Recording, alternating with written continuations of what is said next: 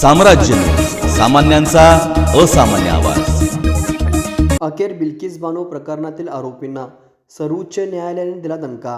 2002ला गुजरातमध्ये घडलेल्या जातीय दंगल व बिल्किस बानो सामूहिक अत्याचार प्रकरणी कोर्टाने दोषी ठरवून जन्मठेपेची शिक्षा ठोठावलेली असताना गुजरात सरकारने त्या 11 आरोपींना असांविधानिकरित्या कायदा पायदळी तुडवत त्या 11 आरोपींना 15 ऑगस्ट 2022ला मुक्त केले होते। गुजरात सरकारच्या या असंविधानिक कृतीवर सर्वोच्च न्यायालयाने कडक ताशेरे ओढले व त्या नराधमांना परत तुरुंगात रवानगी करण्याचे आदेश दिले आहे। सर्वोच्च न्यायालयाने दिलेल्या या आदेशाचे सर्व स्तरातून आनंद व्यक्त होत आहे।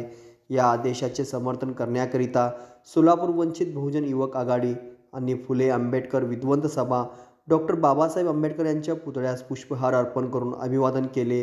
प्राध्यापक सिद्धार्थ जाधव, विभागीय समन्वयक फुले आंबेडकर विद्वंत सभा, अंगुले सर, श्रीमंत बनसोडे, फारुख शेख, कुद्दूस कांबले, जाकीर शेख, वंचित बहुजन युवक आघाडी सोलापूर शहराध्यक्ष अजरुद्दीन शेख, उपाध्यक्ष फयाज नदाब, उपाध्यक्ष अजीम मुजावर, महासचिव जुनेद तांबोळी, महासचिव विनोद जाधव आणि कार्यकर्ते उपस्थित होते।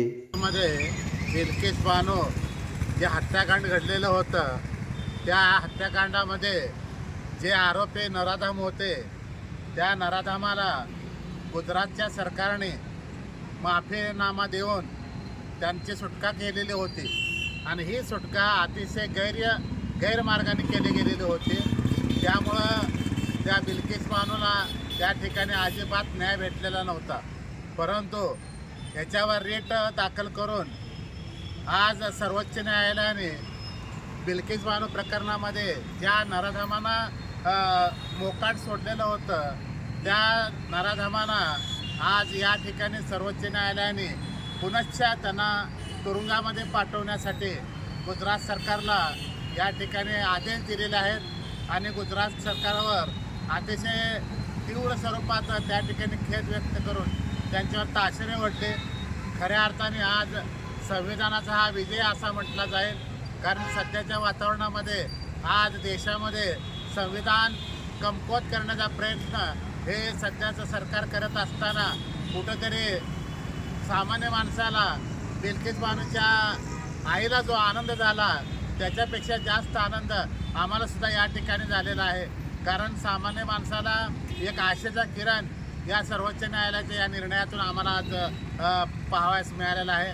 त्यामुळे सर्वोच्च न्यायालयाचे पुनश्च एकदा मी फुले आंबेडकर विद्वंत सभा व वंचित बहुजन आघाडी युवा आघाडी यांच्या वतीनं मी सर्वोच्च न्यायालयाचे जाहीर आभार मानतो आणि बिल्किस बानो हिच्या चित्तात सद्गती प्राप्त व्हावं अशा प्रकारचे याचना करतोय आणि या ठिकाणी मी पुनश्च एकदा सर्वोच्च न्यायालयाचा आभार मानतो।